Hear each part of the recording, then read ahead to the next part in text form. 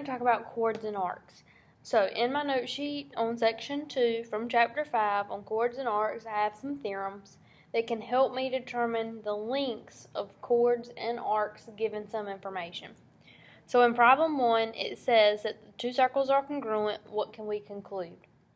So notice that we have some information already given to us in the circle. I have this tick mark here and this tick mark here. I also have a right angle that has formed here, and that's been shown by this box. So whenever I see that box, I know that it's a right angle has been formed, and it is perpendicular to the line. So I can conclude that G to I is congruent to L to J, based on my information. And I can also conclude that my segments from here to here are also congruent. Now in picture number 2, I have a different type picture. I have that this angle and this angle is congruent, so that tells me that these two these two chords are congruent, and my chords that I have here would also be congruent.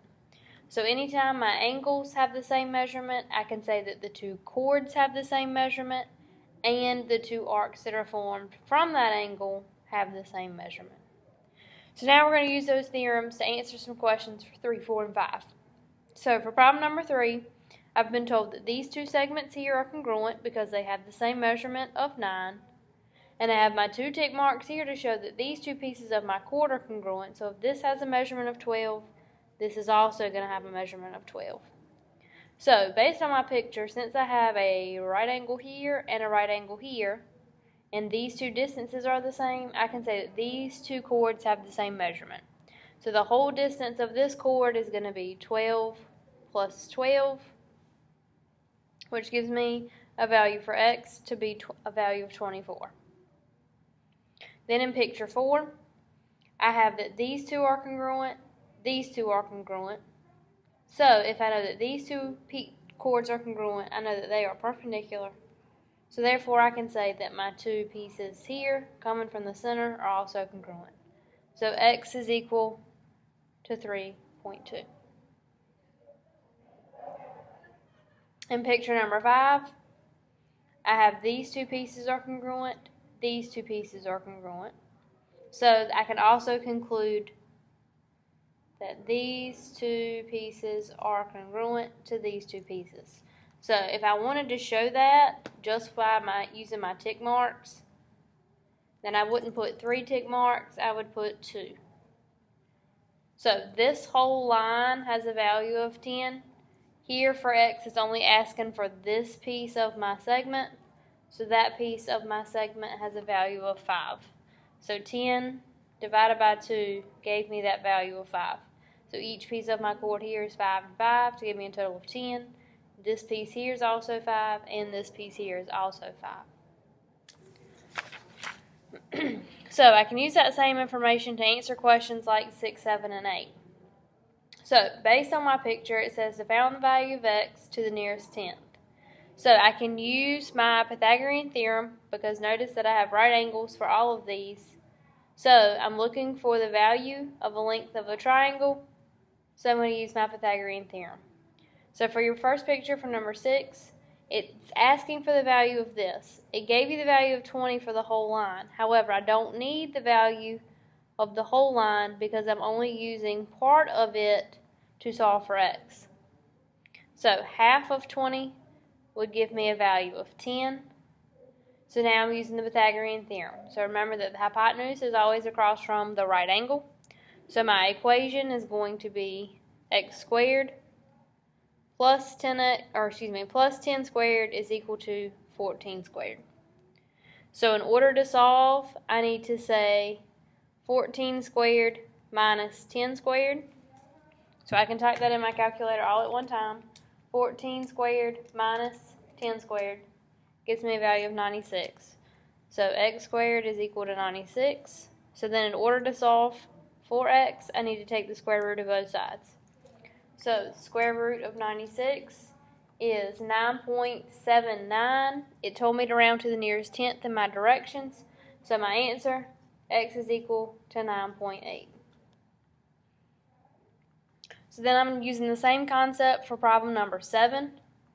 My triangle has already been formed. It's asking me for the whole value of this line, or this chord, but when I solve for the triangle, I'm only going to be finding this piece, so I need to make sure to multiply my answer by 2. So I like to redraw my triangle so I can label my pieces and see exactly what I'm finding. So in my picture, my right angle is here.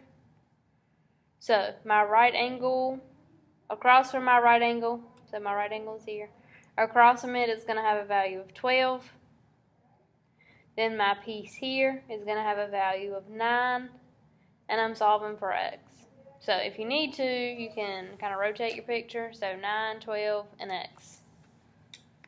So 9, 12, and x. So x is what I'm solving for.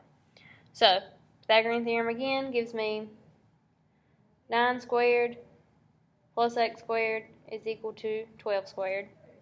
So I'm going to say 12 squared minus 9 squared, which I can do in my calculator. Gives me a value of 63.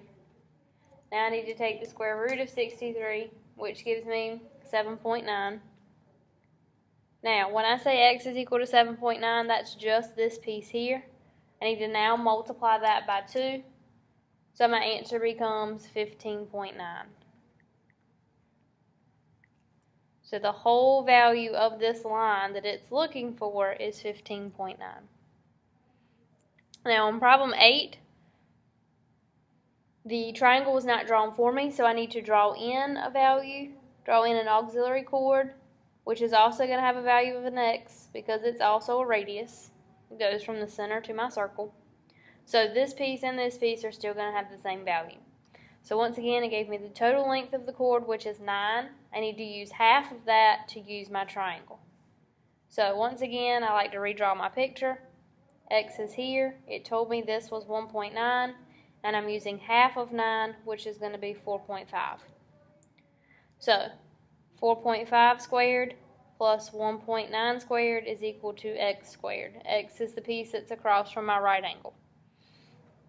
So 4.5 squared plus 1.9 squared gives me a total of 23.86. Then I'm going to take the square root of that to get my solution. X is equal to 4.9. So I took the square root of both sides and solved. X is equal to 4.9.